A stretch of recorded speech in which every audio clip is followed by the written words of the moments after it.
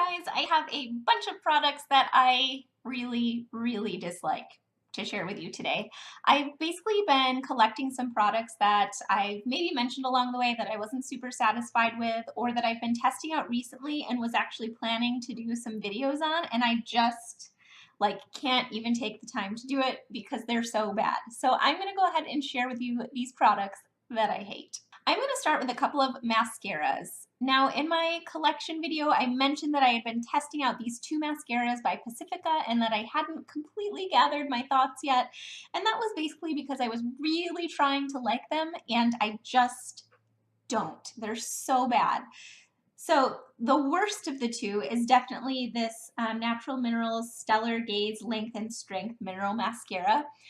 Let me say, if you love these mascaras, kudos to you. That is amazing. I wish that I did, but I just don't like them. They don't give me what I want or need in a mascara. And so I'll tell you the good things about them, and maybe that appeals to you, but for me, they're negatives. First of all, with this one, which is the Stellar Gaze, it has this gigantic brush that makes it pretty tricky to do much precision work in coating your lashes. Also, the formula is a really natural formula, which is great, especially if you have allergies or maybe you only buy vegan. Totally get it. But it doesn't give me much in terms of a formula. It makes my lashes black, but it doesn't add any volume. It doesn't add any length. It literally just changes them from invisible blonde to black, which is something, but it's not enough for me to continue purchasing a mascara that is over $10. I think this one was $14. So you're heading in the direction of high-end mascara when you're looking at Pacifica mascaras. The second one that I have is the Dream Big mascara. This one is pretty cool in concept. It has this really neat brush that has the synthetic fibers, so it's a little bit pokey, but you can twist it to make it long for lengthening, and then you can twist it the other way to tighten it up so that you can use it for volumizing. And it works sort of on those levels. I like this one a lot better, but I just have to say it's not my favorite. It still doesn't give me a lot in terms of formula.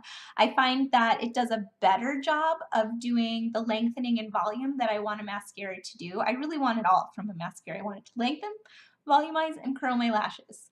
That's what I want. And this one does give me mostly length and a little bit of volume. It doesn't get clumpy, so that's awesome if you're concerned with that, but it doesn't build up much at all. And so I just end up having super natural looking lashes that have no curl. And for me, I can get those things out of another mascara.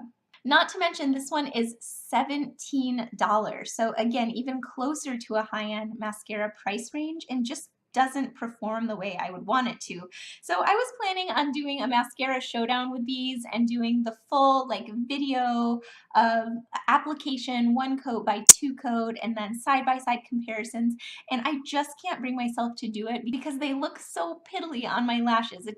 It's not great. And so I find myself after a week of testing each of them out, not even wanting to go for them again. So what I will say is positive is that you will never have clumpy lashes if you use these. So if your number one is you just want a little bit of color on your lashes and you don't want them to be clumpy, then these might be for you for sure. And a couple products that I previously mentioned, and so I'm just gonna give them a little notice here, is this product by Wet n Wild. It is their contour. It is their makeup stick contour, and I have this in the shade Oaks on You. It is a contour stick, but really it's a bronzing stick, and at that it is orange. So if you really like an orange bronze, then you might like this because it's very creamy and it blends out nicely. I'll show you how well it blends. You can see how smoothly that blended out just with my fingertip. So that's great, but this shade looks crazy on me. So only if I use it very lightly can I make it look like an okay bronze. And then I just find that it's not worth it. It's not enjoyable enough to continue using, so I don't like this. Another product that I just can't get behind is this Flower Beauty blush. It's not great. It's beautiful in the pan. I love the flower imprint. I love the golden sheen, but for some reason on my cheeks, it just does not show up. If you like super subtle makeup, then I think you could really like this actually, but I kind of want to see what I've applied on my face. I don't want it to be too subtle or it's kind of like, what's the point? So for me, it's just a miss in terms of the formula or maybe just this shade. Maybe there are others in this range that are really good. I don't know. I feel like I heard them raved about before, but I'm not loving it, so I'm going to pass it on to somebody else. This next product is a really new one to my collection. It is the Essence Superfine Eyeliner Pen in waterproof. And I wanted to try this out because I love a really good felt tip or brush tip liner. I can't seem to do a wing or anything like that with liquid liner. I can't figure it out. Like my skill is just not there. So I need like the nice sharp felt tip. And I thought that this tip was pretty fascinating. It's long and it comes to a very fine tip, but it's not a brush, it's still felt tip. And the first couple of times I used it, I made a really beautiful wing and I liked it and I was feeling like, okay, this is pretty good. The problem is I've been testing it out for probably a week, and today as I went to apply it, I am wearing it today, it took so much work to make it apply smoothly. And the reason being, it has such a long tip. So the liquid that's in here, it doesn't want to carry itself all the way to the end of the tip, which is the finest point, which is the point that I need to work in order to make a good wing. So maybe there's ink collecting in the base or something of this felt tip, but it's not getting all the way to the end and it's making it drag and skip across my lashes. So it took way more work than necessary and I couldn't make a really fine wing. I basically had to just line my eyes with it to make it work. I've been storing it in a container where it's sitting upside down so the ink can flow to the end as well. So even with that, it's not helping it get all the way saturated so that it's usable in the way that I need it to be. So for me, even though this is super affordable and it worked great the first couple of times, it's a fail because it's not going to work in the long run. Okay, and last but not least, I have a gigantic bummer. I have purchased a foundation from 100% Pure. It's their new Second Skin foundation. I wanted to buy something super nice for myself, and after going cruelty-free and trying to find more all-natural products, I wanted to look into 100% Pure. They make all kinds of cosmetics and skincare. So I wanted to try this foundation. But $45 later, it's a huge fail. So this is their Second Skin foundation. It's olive squalane, is that how you say that? And fruit pigments. I have mine in the shade Creme. It's the lightest shade that they have, and it is just a tinge too light for me.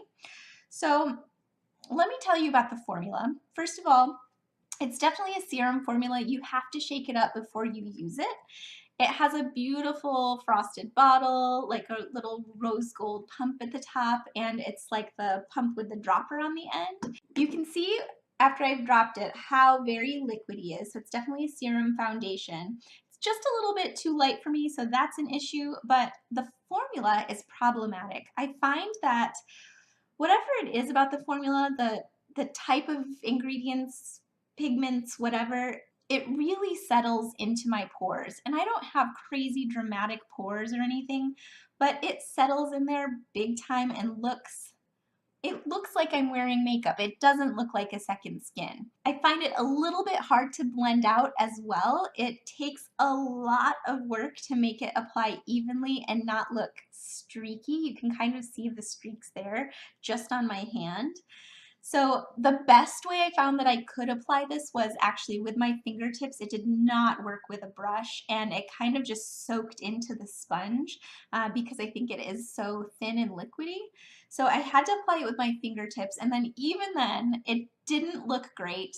If I used a pore filler primer, it looked a little better, but still not great. And you guys, $45 for not that great is not okay with me. So I contacted 100% Pure and requested a exchange. I wanted to see if maybe it was just because the color was a little bit too light that it was looking that way and it was so noticeable in my pores, you know? So they very seamlessly sent me out the next shade up, which I requested, and no additional charge.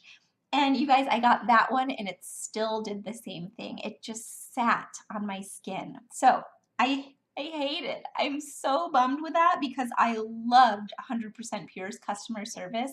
I honestly think they're amazing and I will definitely purchase from them again, but this formula doesn't work on my skin. All right, you guys, those are some recent products that just did not perform well for me. If you've used these products and you like them, that is awesome. Makeup is so personal and it can work perfectly for one person and not at all for another. So this is just my experience with my combo skin, with my skill level.